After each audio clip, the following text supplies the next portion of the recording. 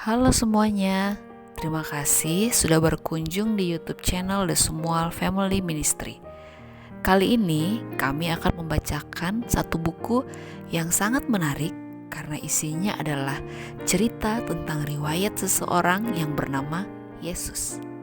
Buku ini sangat bagus, menjadi dasar utama sebelum kita membaca berbagai buku cerita, buku pelajaran, atau buku-buku lainnya yang banyak beredar saat ini. Saya percaya kita semua rindukan untuk tahu bagaimana sih masa-masa hidup Yesus itu sejak dia masih kecil sampai dia bisa menjadi juru selamat kita. Dan saya juga percaya kita semua rindu memiliki karakter seperti Yesus. Semoga kita semua bisa menikmati setiap cerita dalam bab-bab yang berharga dari buku ini. Tuhan memberkati. Buku Riwayat Yesus, bab 1 tentang kelahiran Yesus. Kota kecil Nazaret terletak di antara bukit-bukit Galilea. Kota inilah tempat tinggal Yusuf dan Maria. Mereka dikenal sebagai ibu dan ayah Yesus ketika hidup di dunia ini. Yusuf adalah keturunan Daud.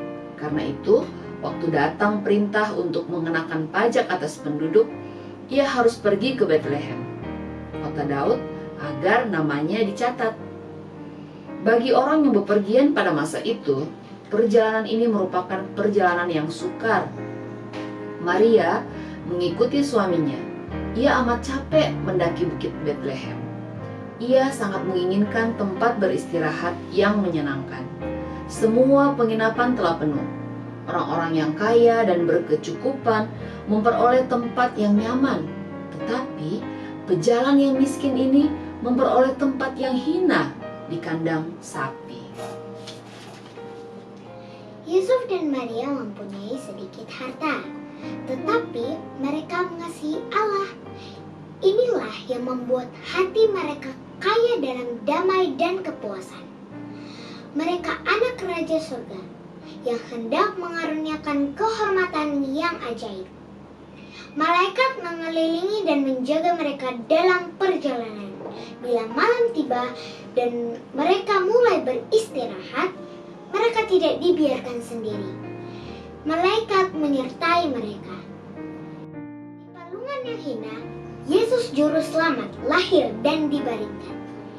Di pembaringan yang hina itu, terbaringlah anak maha tinggi yang istananya penuh dengan kemuliaan surga. Sebelum ia turun ke dunia, Yesus adalah penghulu malaikat semesta. Keindahan dan kemuliaan yang terindah dan termulia dari anak-anak fajar memancarkan kemuliaannya pada penciptaan. Mereka menudungi wajah mereka di hadapannya bila ia duduk di tahtanya. Mereka menaruh mahkota mereka di kakinya, lalu menyanyikan lagu kemenangannya tatkala mereka memandang kebesarannya. Walaupun demikian, makhluk yang penuh kemuliaan ini mengasihi yang miskin dan berdosa. Ia datang sebagai seorang hamba, supaya ia dapat menderita dan mati untuk kita.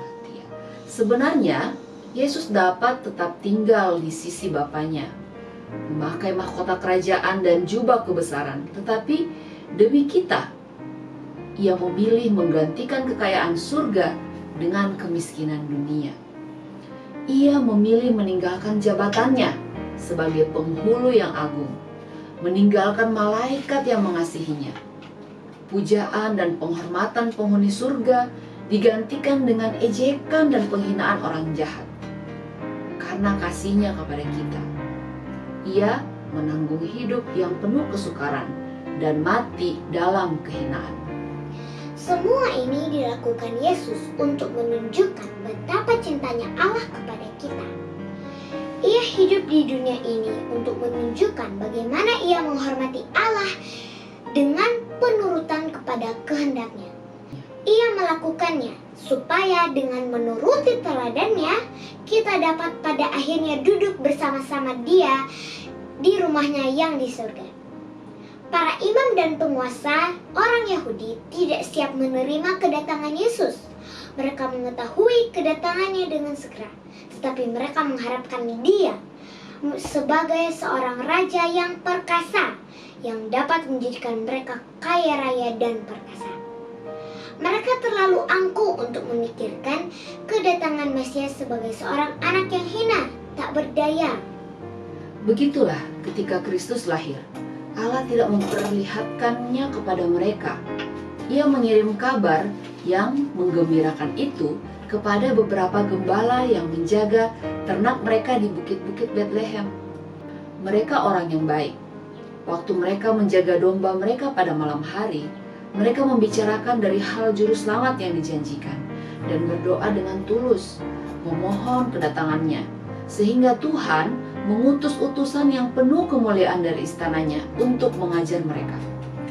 Tiba-tiba berdirilah seorang malaikat Tuhan di dekat mereka, dan kemuliaan Tuhan bersinar meliputi mereka, dan mereka sangat ketakutan. Lalu kata malaikat itu kepada mereka, "Jangan takut, sebab sesungguhnya Aku memberitakan kepadamu kesukaan besar untuk seluruh bangsa. Hari ini telah lahir bagimu juru selamat, yaitu Kristus Tuhan di kota Daud. Dan inilah tandanya bagimu. Kamu akan menjumpai seorang bayi dibungkus dengan lampin dan terbaring di dalam palungan." Dan tiba-tiba tampaklah bersama-sama dengan malaikat itu sejumlah besar bala tentara surga yang memuji Allah. Katanya, "Kemuliaan bagi Allah di tempat yang maha tinggi, dan damai sejahtera di bumi di antara manusia yang berkenan kepadanya." Setelah malaikat itu meninggalkan mereka dan kembali ke surga, gembala-gembala itu berkata seorang kepada yang lain, "Marilah kita pergi ke Betlehem untuk melihat apa yang terjadi di sana, seperti yang diberitahukan Tuhan kepada kita." Lalu mereka cepat-cepat berangkat dan menjumpai Maria dan Yusuf dan bayi itu yang sedang berbaring di dalam palungan. Dan ketika mereka melihatnya, mereka memberitahukan apa yang telah dikatakan kepada mereka tentang anak itu. Dan semua orang yang mendengarnya heran tentang apa yang dikatakan gembala-gembala itu kepada mereka. Lukas 2 ayat 10-19.